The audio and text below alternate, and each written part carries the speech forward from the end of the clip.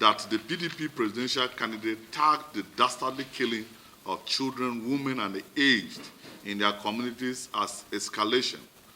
of intercommunal violence clearly heightens the suspicions as to his level of insensitivity and complicity in the incessant attacks on Benue communities. Equally sad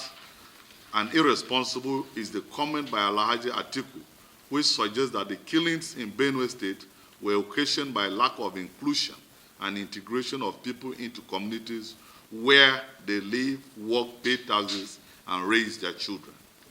Atiku veiled justification of the massacre in Ukum and indeed other parts of Benue is coming barely a week after he openly declared his hatred for Governor Otom for standing firm to ensure that the people are not wiped out and their land annexed by invaders. Alhaji Atiku's loud silence over the massive killings of unarmed and innocent Benue people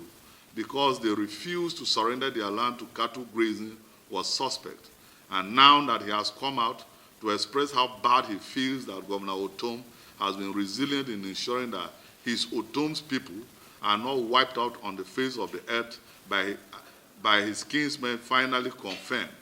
that the man who is privileged to be the holder of the title of Zegemulo Thief is not really the shadow under which the Thief people can seek refuge.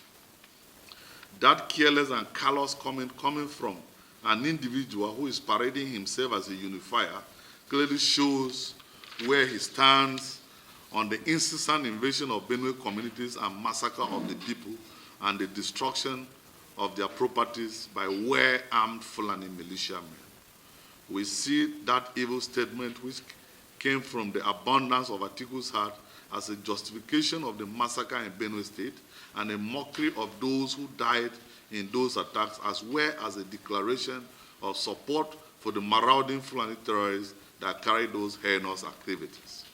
The Benue Youth Forum therefore calls on Alhaji Atiku to exhibit his acclaimed love for the Thief people by condemning the act carried out by the Fulani militia, if indeed he is sincere to himself. BYF also wants the Thief Traditional Council to monitor Alhaji Atiku's future utterances and outings concerning and relating to the happenings, especially tragedies in Thief land, and consider a review of the title of Zegemulo Thief if he does not amend his ways and live up to expectation. While we call on Atiku to moderate his desperation for power and avoid careless utterances just to attract sympathy, even at the expense of the sanctity of human lives, we demand an immediate and well-published apology from the PDP presidential candidate for the assault on the entire Benue community. The forum also wants the PDP presidential standard bearer, who presents himself as a unifier, to come out clear on his plans and strategy to tackle the incessant killings of the people of Benue, if elected, or forget the votes of Benue people in next year's elections. We also demand nothing short of a genuine and sincere commitment from Alhaji Atiku Abubakar that he will turn a new leaf and show that he is not in any way disposed to condoning the madness being perpetrated by terrorists and bandits, especially in Benue State, if he becomes the president. The BYF therefore commends Governor Otom for the good work he is doing to protect the people and encourage him not to be deterred by the antics of those who do not wish Benue well. We assure the governor and the people of our unflinching support